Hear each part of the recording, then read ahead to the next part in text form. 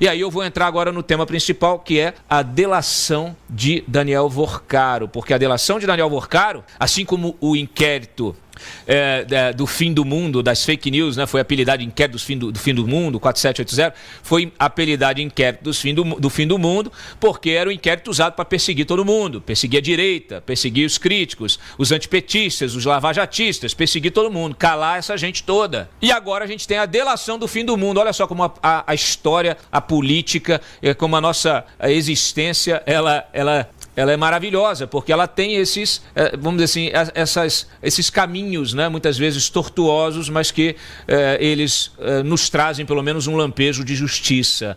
Eu não sei se é justiça divina, se é justiça dos homens. A justiça dos homens a gente vai ver se o André Mendonça vai ter realmente essa iluminação para poder tocar para frente. Mas o fato é que agora nós temos o inquérito da delação do fim do mundo. A delação de Daniel Vorcaro, ela promete implodir a atual formação do STF. O STF, como a gente conhece hoje, ele deixará de existir, tá? Então, assim, eu já abri aqui o programa, não vou me repetir, mas o Daniel Vorcaro já assinou um termo de confidencialidade, já está na Superintendência da Polícia Federal em Brasília, já está acompanhado do seu advogado, já está preparando a sua proposta de delação premiada. E aqui a gente tem algumas frentes principais, Degu. A gente tem algumas frentes principais. Vamos atacá-las aos poucos, tá? Pode ir rodando a matéria só de ilustração, porque o tema aqui vai ser hoje no Gogó, tá?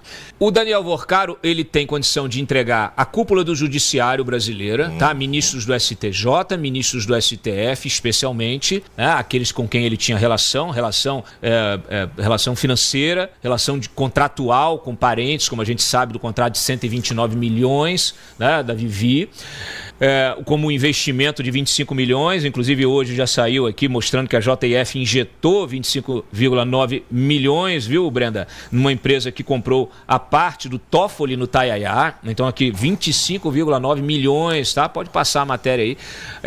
Então a gente tem aqui pelo menos essas duas questões. Ontem saiu uma reportagem mostrando, inclusive, que o filho do Nunes Marques também advogou também, né, advogou dentro desse ecossistema, também teria recebido repasses aí do Master. Então, a gente tem realmente uma situação bem complicada, né? Então, assim, a gente tem a cúpula do Judiciário, a gente tem a cúpula política, né? A gente tem aí o próprio Hugo Mota, as mensagens dele, reuniões do Hugo Mota com Daniel Vorcaro, a gente tem o Davi Alcolumbre também, a própria influência do Davi nos fundos de previdência, no fundo de previdência do Amapá, que aportou 400 milhões também nos CDBs do Master. Nós temos aí a cúpula de partidos, né? O nome do Rueda surgiu também esses dias aí, que é o presidente do União Brasil, tá? Eu liguei para o Rueda ontem, pedi o outro lado dele, ele continua mantendo a versão de que ele não fez nenhum negócio dele privado com o Vorcaro, que o escritório dele atuava em defesa do Master, como atua em defesa de outros bancos, né, nessa área securitária, área de seguros, etc e tal. Então, tá aí a versão dele, a gente vai saber. Vai vir o Daniel Vorcaro e vai contar tintim por tintim. O Ciro Nogueira também, ele foi citado aí pela amizade dele, saiu um dia desse, a gente tem aí até temos ainda aquele vídeo do Ciro, né? O Ciro dizendo, olha, ontem saiu matéria envolvendo, de um repasse envolvendo uma empresa de um ex-assessor do Ciro Nogueira, e o Ciro Nogueira diz que nunca fez nada com Daniel Vorcaro, que o CPF dele não tem envolvimento nenhum, e ele disse, inclusive, que se mostrarem que ele tem alguma coisa a ver com o Master, alguma coisa com ilegalidades aí do Master, ele renunciou ao mandato, tá certo? Ele disse isso, fez esse compromisso público. Tá no vídeo, não tá, Felipe? Coloca, por favor. Todos os grandes empresários desse país. Sou convidado para jantares, para palestras, para encontros. Agora, o CPF dele é um, o meu é outro. O que vai nortear a minha trajetória de vida é a minha história.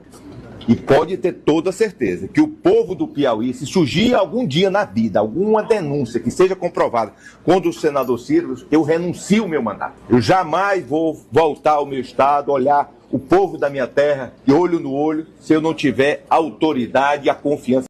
Bom, então temos aí toda essa história, né?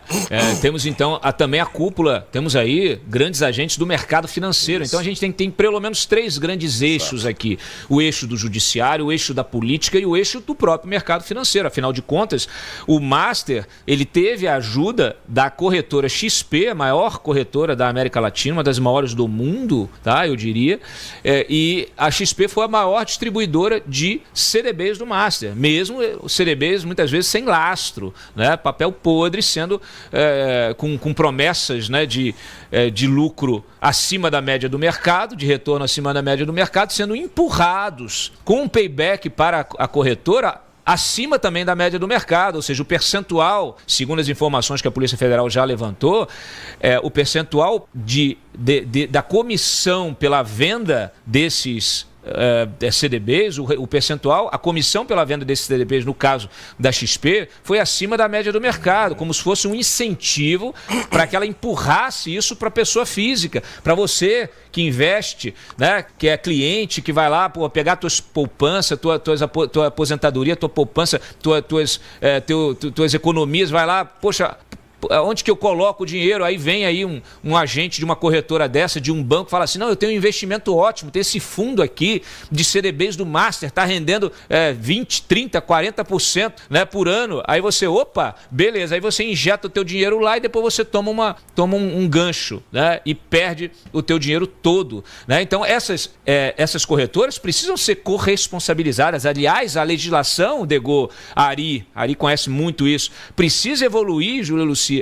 A legislação precisa evoluir, né? Porque hoje a legislação, ela ainda, em relação à gestão de ativos, ela é ainda uma legislação antiga, né? Em que esses agentes, eles acabam se livrando, né, na pessoa física deles, né, no CPF deles, acabam se livrando da responsabilidade do prejuízo, da perda, né, que muitas vezes esse investidor tem. Ainda que o mercado seja feito de risco, você precisa saber, porque se houve uma ação intencional, se a corretora sabia que aqueles papéis não tinham lastro, que aqueles papéis eram papéis podres, e mesmo assim empurrou para o investidor, ela precisa ser punida. Exato. Ela precisa ser processada e punida. E o BTG também foi o segundo maior vendedor de CDBs do Master, o mesmo BTG que depois queria comprar o Master. Será que essa compra do Master era uma operação abafa?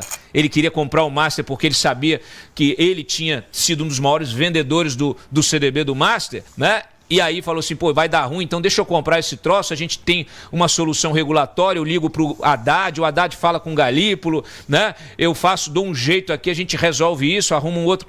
A gente precisa investigar tudo isso precisa ser investigado. E eu tenho certeza que o Vorcaro vai detalhar cada item desse, Dego. E precisa detalhar. Você resumiu, Cláudio, muito bem, quais são os 3 principais núcleos ou eixos, chame como quiser: o judiciário ou judicial, o político e o financeiro. As pessoas envolvidas nesses 3 eixos, elas em maior ou menor nível cometeram uma série de ilegalidades, que vai da evasão de divisas, que vai da fraude ao sistema financeiro, que vai de formação de quadrilha, de formação de organização criminosa, de tentativa de obstrução de investigações. Há alguns aí envolvidos em blindagem dos seus pares, mas o que me chama a atenção, é um ponto de atenção importante, qual vai ser a postura dos demais integrantes do STF em relação a essa delação. E qual vai ser a postura da própria Polícia Federal.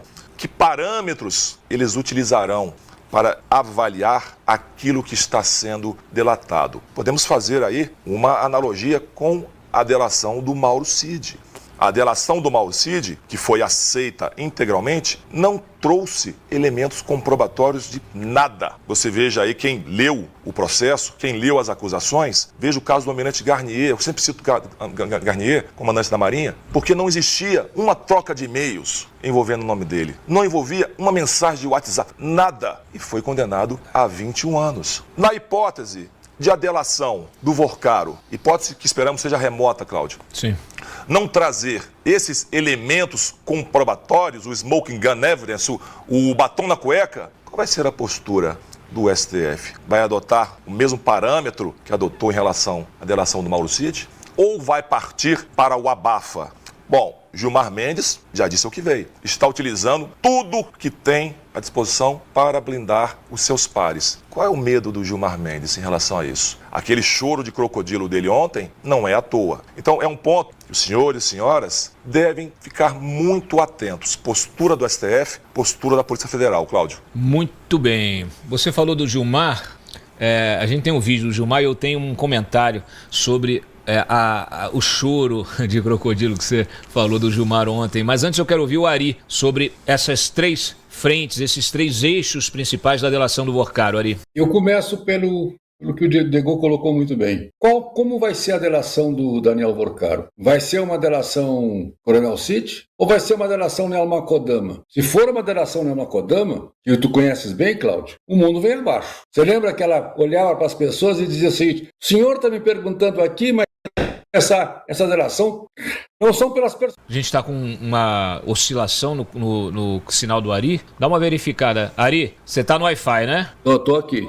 Tá me vendo? Não, tô te vendo. É porque você deu uma travada. Por favor, siga no teu raciocínio aí. Nós temos que começar pelo mercado. O Daniel Vorcaro, o banco dele, o Master e outras pessoas captaram no mercado mais de 50 bilhões de reais. Aplicaram aonde? Tem que ver para onde esse dinheiro foi. Em que empreendimentos esse dinheiro foi. Para que pessoas foram esses 50 bilhões que ele captou de investidores em CDBs e aplicou. Ah, mas foi em festa? Não em festa, propina, chega a 5 bilhões. Então, onde é que está esse dinheiro? Para onde foi destinado esse dinheiro? E não pode ficar só no Daniel Vorcaro. Tem que pegar toda a cadeia que ele gerou. E vamos entrar na REAG e outras coisas mais. Então, esta delação dele tem que contar como era atuones. Inclusive, nesse aspecto, tocasses, Cláudio.